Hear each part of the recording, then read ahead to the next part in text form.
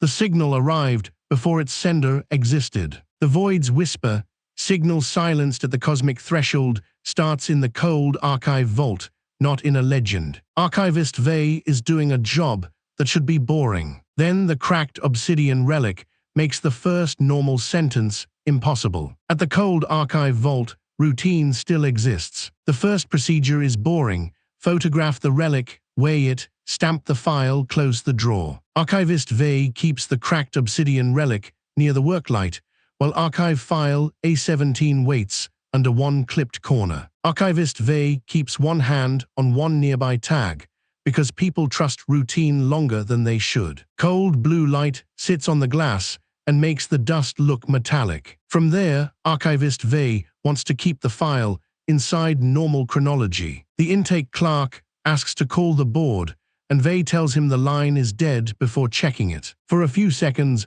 the practical answer still has a chance. Someone checks the latch, the clock, or the catalog number, and that ordinary check comes back wrong. The argument becomes physical. Vey locks the pressure door with one hand on the red lever. The clerk once, too loudly, then stops when the file prints tomorrow's date. The first useful change is not a theory. The drawer opens an inch after the lock engages. The intake clerk closes one record and keeps one hand over the page. Writing it down would make it harder to undo. By contrast, Archivist Vey makes the kind of choice people defend later. Vey files the relic as recovered instead of received. The clerk pays first. The archive loses tomorrow's measurements before anyone records today's. The clerk holds one hand against the table. The result is already in the room. Under pressure, the clerk tries to make the moment sound procedural. It does not work. The obsidian piece does not move. The room around it changes because the file is not older than the archive. It is waiting for the archive to catch up. The old label stays on one record, and Archivist Vey has to carry it anyway. Past midnight, the clerk now has to live inside the Rasu LT. Nobody gets a speech. They get the drawer, opens an inch after the lock engages. The intake witness tries the ordinary fix first.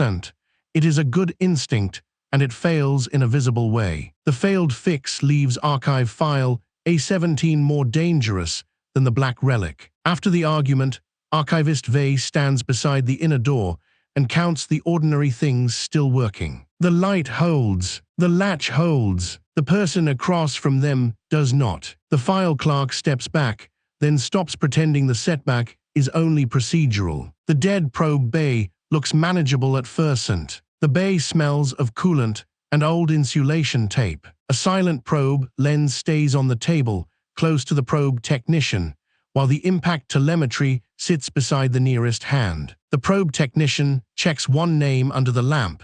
The ordinary motion gives everyone one more second. Green diagnostic light pulses across a lens that should be dark. The technician wants to cut the feed before the board can classify it. The technician refuses Vey's order to replay the signal because the lens is reflecting a room behind them. No one panics yet. That would make the problem official. He pulls the data cable out hard enough to bend the pins. The night archivist keeps saying it is a mirror problem until she sees herself missing from the reflection. The room answers with a practical change. The mission wall redraws one route without asking permission. Vey slides one page flat and keeps two fingers on it. The probe tech chooses the practical lie. He keeps the damaged copy in his coat. The cost reaches the night archivist before the report can soften it. The probe bay erases the safest route from the mission wall. The archivist grips one rail. The result is already where everyone can see it. Vey reaches for the safest label. A silent probe lens keeps its place, but the old explanation fails. The lens has photographed the ruin from inside the archive. The old word stays on the page, and the feed technician has to walk it forward. The technician tries to undo the harm by returning to ordinary procedure. The procedure refuses to help. The impact telemetry records the cost anyway. The probe bay erases the safest route from the mission wall. The probe tech has a reason to hide the next detail. That is the human part. The choice is not madness, it is pressure. Then the mission wall redraws one route without asking permission, and the pressure becomes public. The night clerk asks for water and nobody answers quickly enough. That pause matters more than another explanation. The feed technician carries the cup over by hand, sets it down, and watches the room make the kindness feel late. The first minute inside the quarantine room is almost dull. The room has 2 chairs, 1 camera, and a checklist taped beside the hatch. The quarantine officer leaves a silver calibration needle where everyone can see it, and the quarantine order stays visible on the table. The quarantine officer sets 1 page beside the light, and nobody moves it. The hatch wheel is warm where nobody touched it. The officer wants 1 clean reason to let the staff leave. The officer argues with the board for 3 minutes while the needle points through the sealed wall. Everyone gives the ordinary explanation, 1 last second. She puts the needle under a glass cup and weighs the cup down with her badge. Vey does not shout. That makes the officer feel worse. After that, the record has a new shape. The camera records an empty chair breathing. The classification board folds 1 sheet and traps it under 1 palm. The lock officer takes the option that can still be explained to a board. She seals the room with Vey still inside. That decision hurts Vey first, and the quarantine order seals a room no one has entered yet. Vey sets 1 cup down without drinking. The result has reached them first. The classification board tries to shrink the damage into paperwork. Nobody has to decorate the moment. A silver calibration needle now means this. The order names the officer as witness 6 hours before she signs it. The old name stays under the clip, but the quarantine chief can no longer trust it. Vey keeps moving because stopping would become an answer. After that, the order names the officer as witness 6 hours before she signs it. The quarantine room gives them 1 quiet minute. Someone checks a latch, a switch, a seal, or a timestamp. The check should end the argument. Instead, the order seals a room no one has entered yet. The next mistake is practical. The officer closes the outer hatch before the count is finished. The board notices, reaches for the handle, and leaves their hand there too long. The moonside dig shelter gives them a normal surface to hold onto. Outside, the dust storm is ordinary enough to be useful. The expedition transcript rests where nobody can pretend not to see it, while the survey lead keeps 1 hand near a bone white map tile. The survey lead counts 3 marks on 1 tag,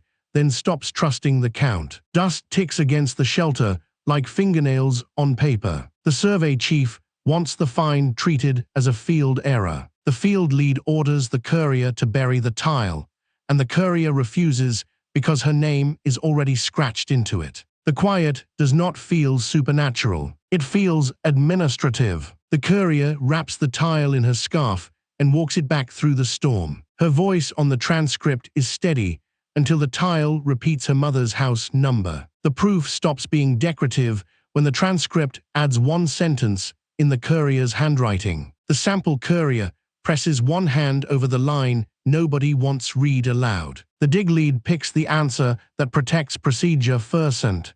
The survey chief reports her missing before she leaves. The result is immediate for the sample courier. The expedition becomes a reply to a file already waiting. The courier puts 1 palm on the glass. The result is already behind it. The field courier says the official sentence first. The evidence is plain enough to hurt. The ruin is not sending a message to Earth. It is answering the archive. The category sits on the paper, while the field lead carries the cost past it. When they leave the moonside dig shelter, the route forward is narrower. The expedition transcript is still visible, a bone-white map tile is still closed, and the messenger has paid first. The courier understands the cost before the senior people do. Nobody calls it revelation. They are too busy deciding who has to touch a pale map tile next. Nobody has a speech ready. The field courier wipes dust from 1 sleeve and keeps looking at the floor. The dig lead lowers their voice because the quiet is easier to survive than certainty. Nothing in the catalog mezzanine announces itself as history. The mezzanine is quiet enough that every stamp sounds rude. The sealed drawer tag remains the only thing nobody wants to move, while the chronology correction lies flat in the working light. The catalog supervisor steadies one hand on the desk. Routine holds for another breath. Burnt paper smell climbs through the ladder well. The catalog supervisor wants the drawer deleted from the public index. The supervisor orders the junior analyst to sign a false correction, and the analyst signs it with the wrong hand. The sensible answer is still alive barely. The supervisor burns the duplicate card in an ash tray. The analyst, an apology to the card after it is already ash. What matters is the change left behind.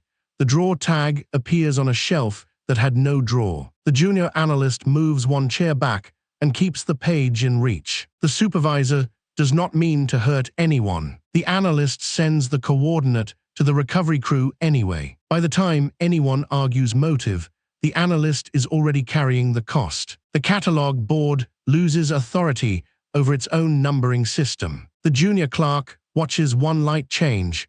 The result no longer needs permission. The catalog clerk tries to keep the problem inside the form. The sealed drawer tag becomes harder to touch after that because the archive is no longer preserving the event. It is scheduling it. Across the margin, the old label stays under the catalog supervisor's hand until the hand moves first.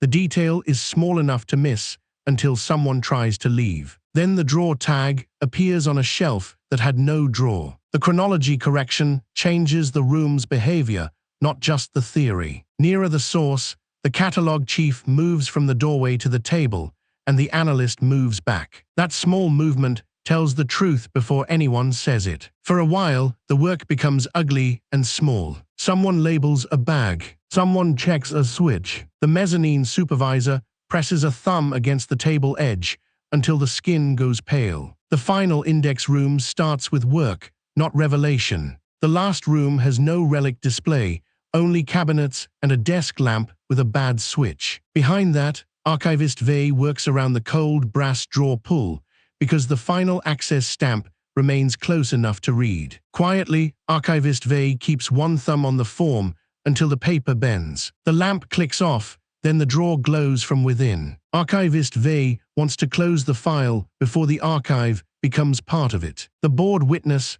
refuses to stamp the closure after seeing tomorrow's dust on his sleeve. Nobody wants to be first to name the wrongness. Vey pulls the drawer open with both hands. The witness backs into a cabinet and apologizes to nobody. The event becomes usable evidence when the second file is already dated tomorrow. The board witness pins one corner down until the paper stops shaking. Archivist Vey makes one useful mistake. Vey reads the coordinate aloud. What follows is not symbolic for the archivist. The final coordinate turns the archive from witness into destination. The board clerk keeps both feet still. The result moves anyway. The last witness wants the report to sound calmer than the room. The category breaks quietly around the cold brass drawer pull.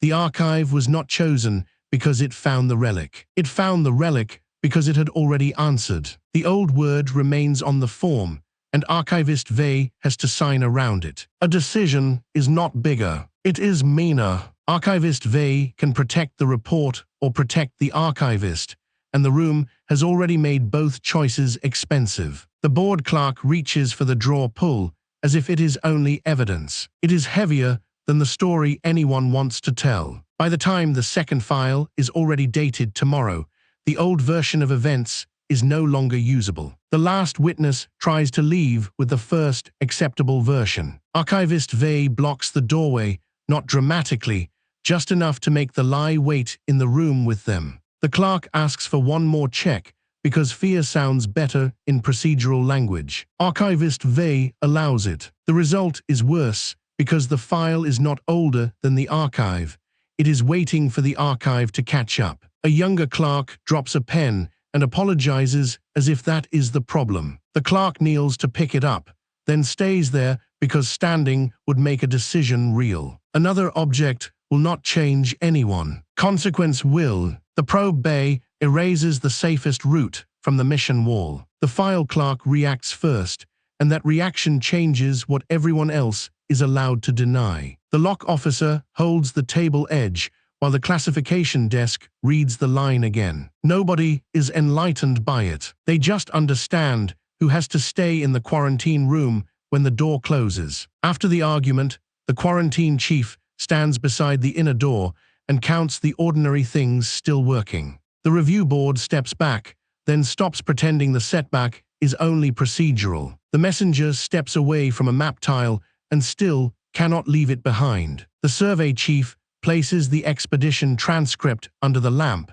and the ordinary room stops feeling available. The junior clerk pulls the nearest chair back without sitting down. That tiny retreat matters. It gives the supervisor enough space to make the wrong useful choice. The catalog chief closes the outer hatch before the count is finished. The catalog clerk notices, reaches for the handle, and leaves their hand there too long. Archivist Vey opens the folder, closes it, and opens it again. The second look is worse, because the second record is dated 1 day ahead. The clerk touches the object under glass with 2 fingers, then wipes those fingers on their sleeve. The gesture is small. It is also the first honest vote in the room. Archivist Vey presses a thumb against the table edge until the skin goes pale. Vey sets the impact telemetry beside a silent probe lens and tries to keep both hands flat. The flat hands are a lie. Everyone sees it. The officer crosses the quarantine room too quickly and has to walk back. The quarantine page seals a room no one has entered yet. Vey kneels to pick it up, then stays there because standing would make a decision real. The courier drops the first explanation before anyone orders them to. A white tile sits there with enough weight to make obedience look childish. The mezzanine supervisor presses the seal down and waits for it to cool. It does not cool. The weight gives the analyst time to understand the archive is no longer preserving the event. It is scheduling it. After the argument, the supervisor stands beside the inner door and counts the ordinary things still working. The junior clerk steps back, then stops pretending the setback is only procedural. The archivist carries the final access stamp across the room like it might spill. By the time it reaches the table, the board clerk has already lost the cleaner version. The final image is simple. Archivist Vey remains in the final index room with the brass handle close enough to touch. The archive does not solve the file.